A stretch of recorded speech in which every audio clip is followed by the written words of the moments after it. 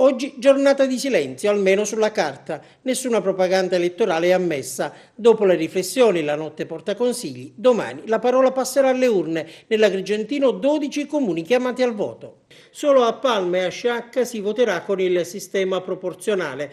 In entrambe le realtà i sindaci uscenti hanno deciso di ammainare bandiera.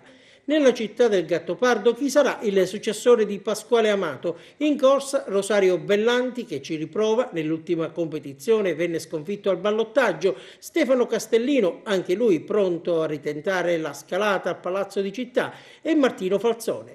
A Sciacca, dove Fabrizio Di Paolo ha preferito restare ai box, si contenderanno la poltrona più alta Calogero Bono, Francesca Valenti, Fabio Termine, Stefano Scaduto e Domenico Mistretta. E veniamo agli altri comuni interessati dal sistema maggioritario.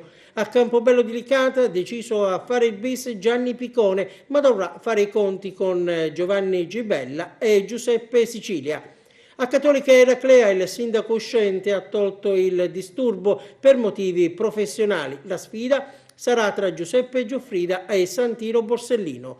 A Villafranca Sicola invece il sindaco uscente sarà della partita. Domenico Balsamo avrà come avversario Niccolò Cascioferro. A Lampedusa corsa a 4. Giusy Nicolini è chiamata a respingere l'attacco dell'ex primo cittadino delle Pelagie Totò Martello, ma anche di Angela Maraventano, ex senatrice, e il giovane avvocato Filippo Mannino.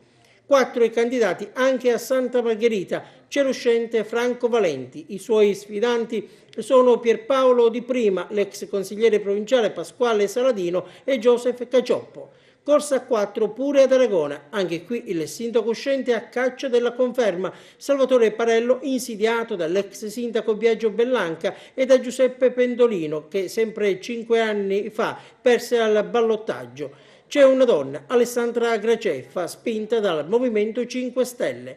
A Montallegro ha deciso di concedersi una pausa e Pietro Baglio. Il duello sarà tra Giovanni Cirillo e Rina Scalia. Sfida a 2 anche a Comitini, in campo l'ex Nino Contino e Giacomo Orlando, anche lui ex ma del comune di Grotte. A Casteltermini se la vedranno Arturo Ripepe, ex consigliere provinciale, Gioacchino Nicastro, ex presidente del consiglio comunale e l'avvocato penalista Filippo Pellitteri. Infine Bivona per il dopo Panepinto, Corsa 2, Milcocina e Salvatore Marrone.